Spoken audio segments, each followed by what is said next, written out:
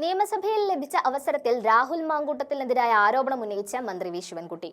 Aided സ്കൂളുകളിലെ അധ്യാപകരുടെ ശമ്പളം ലഭിക്കാത്തത് സംബന്ധിച്ച് മോൻസ് ജോസഫിന്റെ ശ്രദ്ധ ക്ഷണിക്കലിന് മറുപടി പറയുമ്പോഴാണ് മന്ത്രി വിവാദവും ഉന്നയിച്ചത്. അധ്യാപികമാർക്ക് പ്രസവാനുകൂല്യം നിഷേധിക്കുകയാണ് എന്ന് മോൻസ് ജോസഫ് ആരോപിച്ചിരുന്നു. ഇതിന് മന്ത്രി മറുപടി പറഞ്ഞത് ഇങ്ങനെയാണ്: പ്രസവിക്കണം എന്നാണ് ഞങ്ങളുടെ നിലപാട്, പ്രസവാനുകൂല്യം നിഷേധിക്കലല്ല. നേരത്തെ രാഹുൽ മാങ്കൂട്ടത്തിനെ ട്രോളിയ മന്ത്രി വീണ ജോർജ് സഭയെ പൊട്ടിച്ചിരിപ്പിച്ചിരുന്നു. ഭരണപക്ഷത്തുനിന്ന് പോലും അന്ന് വീണ ജോർജിന് കൈയടി ലഭിച്ചു. ഇതിന് ദിവസങ്ങൾക്ക് ശേഷമാണ് മന്ത്രി വി ശിവൻകുട്ടിയും രാഹുൽ മാങ്കൂട്ടത്തിനെ നൈസായിട്ട് ട്രോളിയത്. ആ വീഡിയോ ഒന്ന് കണ്ടു നോക്കാം. ശ്രീ മോൻസ് ജോസഫ്, ബഹുമാനപ്പെട്ട പൊതുവിദ്യാഭ്യാസം തൊഴിൽ വകുപ്പ് മന്ത്രി.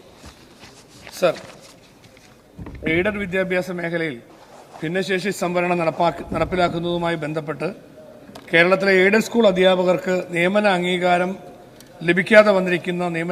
നൽകാതെ വന്നിരിക്കുന്ന പ്രതിസന്ധിയിലേക്ക് ബഹുമാനപ്പെട്ട പൊതുവിദ്യാഭ്യാസ തൊഴിൽ വകുപ്പ് മന്ത്രിയുടെ ശ്രദ്ധ ക്ഷണിച്ചുകൊണ്ടാണ് ഞാൻ ഈ പ്രമേയം അവതരിപ്പിക്കുന്നത്. സർ, കേരളത്തിലെ എയ്ഡഡ് സ്കൂളുകൾ നമ്മുടെ പൊതുവിദ്യാഭ്യാസ മേഖലയുടെ ഏറ്റവും അടിസ്ഥാന ഘടകമായി, അവിഭാജ്യ ഘടകമായി നിലകൊള്ളുകയാണ്. സർക്കാർ സ്കൂളുകളെ പോലെ തന്നെ എയ്ഡഡ് സ്കൂളുകളിലെ അധ്യാപകരും നമ്മുടെ വിദ്യാർത്ഥികൾക്ക്, കുട്ടികൾക്ക് മെച്ചപ്പെട്ട വിദ്യാഭ്യാസം നൽകുന്നതിന് വേണ്ടി ആത്മാർത്ഥമായി ശ്രമിച്ചു വരുന്നവരാണ്. സർ, അവർ സമൂഹത്തിന്റെ ഭൗതികമായ വളർച്ചയ്ക്കും സംസ്ഥാനത്തിന്റെ വിദ്യാഭ്യാസ പുരോഗതിക്കും വേണ്ടി എല്ലാ കാലത്തും നിലകൊണ്ടിട്ടുള്ളവരാണ്.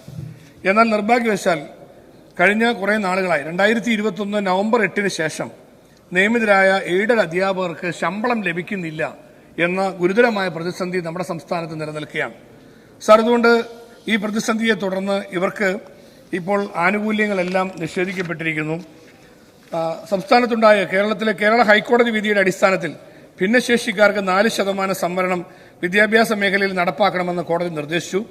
ഭിന്നശേഷിക്കാരെ സംരക്ഷിക്കുന്നതിന് വേണ്ടി ഏറ്റവും സുപ്രധാനമായ വിധി വന്നത് തീർച്ചയായിട്ടും ഒരു സാമൂഹ്യ നീതിയുടെ പശ്ചാത്തലത്തിൽ സ്വാഗതാർഹമായ കാര്യമാണ്.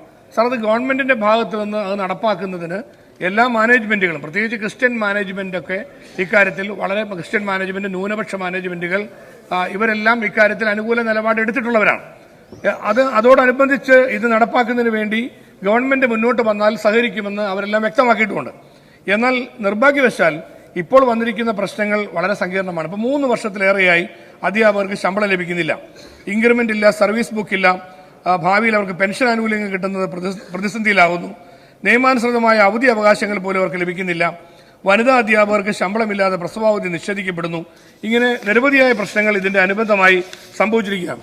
സർ, ഇവിടെ ചൂണ്ടിക്കാണിക്കാനുള്ള പ്രശ്നം 2021 ശേഷമുള്ള സ്കൂളുകളിലെ മുഴുവൻ നിയമനങ്ങളും ദിവസവേതന അടിസ്ഥാനത്തിലേക്ക് മാറ്റപ്പെട്ടതിനെ തുടർന്ന് ഈ അധ്യാപകർ ദിവസക്കൂലിക്കാരായി മാറിയിരിക്കുകയാണ്. ഇത്തരത്തിൽ ദിവസക്കൂലിക്കാരായി തരംതാഴ്ത്തപ്പെട്ടിരിക്കുന്ന അധ്യാപകർക്ക്, യോഗ്യരായ അധ്യാപകർക്ക് അനുകൂലമായ കൊടുക്കേണ്ട ആനുകൂല്യങ്ങൾ കൊടുക്കാൻ തയ്യാറാവുക എന്നുള്ളതാണ്. സാർ, ഇവിടെ ഒരു പ്രശ്നം ഞാൻ ഗവൺമെന്റ് ശ്രദ്ധയിൽ കൊണ്ടുവരികയാണ്. സാർ, ഇവിടെ NSS മാനേജ്മെന്റ് സുപ്രീം കോടതിയിൽ കേസിന് പോവുകയുണ്ടായി. കേസിൽ സുപ്രീം കോടതി നടത്തിയ വിധിന്യായത്തിൽ സമാന സ്വഭാവമുള്ള സൊസൈറ്റികൾക്കും വിഭാഗങ്ങൾക്കും ഈ വിധിന്യായം നടപ്പാക്കാം എന്ന കാര്യം വ്യക്തമാക്കിയിരുന്നു. 2025 ഏപ്രിൽ 7 ഹൈക്കോടതിയും ഇത്തരത്തിലൊരു നിരീക്ഷണം നടത്തുകയും സർക്കാർ ഇക്കാര്യത്തിൽ അനുഭാവപൂർവമായ നടപടി സ്വീകരിക്കണമെന്ന് കോടതി നിർദ്ദേശിക്കുകയും ചെയ്തിരുന്നു.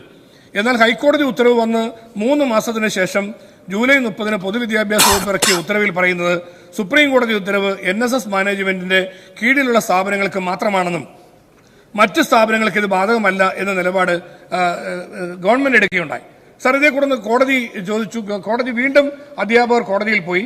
കോടതി വീണ്ടും ഇക്കാര്യങ്ങൾ പരിശോധിച്ച ശേഷം പറഞ്ഞു NSS വിധിയിൽ പറഞ്ഞിരിക്കുന്ന വിധി സമാന സ്വഭാവമുള്ള മറ്റു മാനേജ്മെന്റുകൾക്കും ബാധകമാക്കാവുന്നതാണ് എന്ന് വ്യക്തമായി കോടതി പറഞ്ഞിരിക്കുകയാണ്.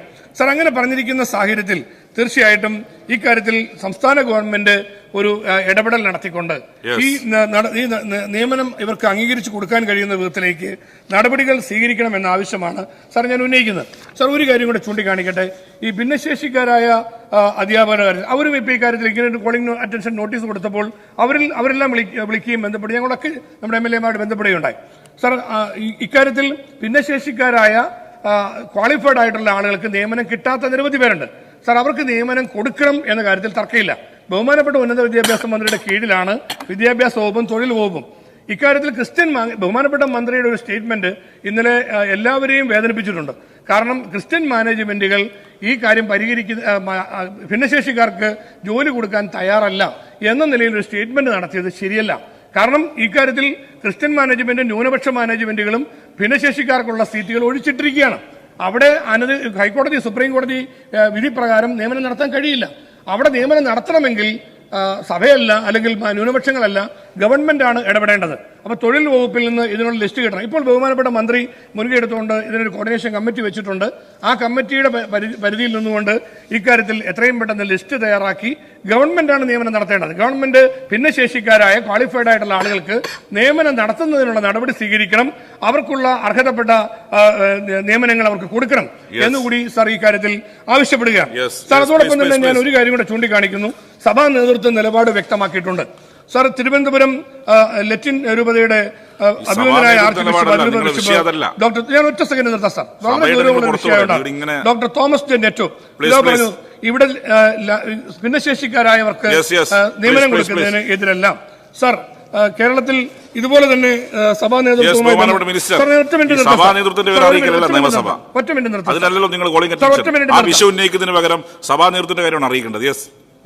അല്ല അവരുന്നയിച്ചിരിക്കുന്ന വിഷയം ഗവൺമെന്റ് മിനിസ്റ്റർ എന്ന സ്റ്റേറ്റ്മെന്റ് വന്നു. അവരെല്ലാം ഇത് ഭിന്നശേഷിക്കാർക്ക് കൊടുക്കാതിരിക്കുകയാണ്.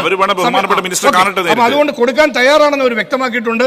ഗവൺമെന്റ് ഇക്കാര്യത്തിൽ ഇടപെട്ട് എത്രയും പെട്ടെന്ന് മുഴുവൻ അധ്യാപകർക്കും നിയമന അംഗീകാരം കൊടുക്കാനും ഈ പ്രശ്നം പരിഹരിക്കുന്നതിനും വേണ്ടി ബഹുമാനപ്പെട്ട പൊതുവിദ്യാഭ്യാസ വകുപ്പ് മന്ത്രി ആത്മാർത്ഥമായ ഒരു നടപടിയിലേക്ക് വരണം, ഇടപെടൽ നടത്തണം എന്ന് അഭ്യർത്ഥിക്കാം.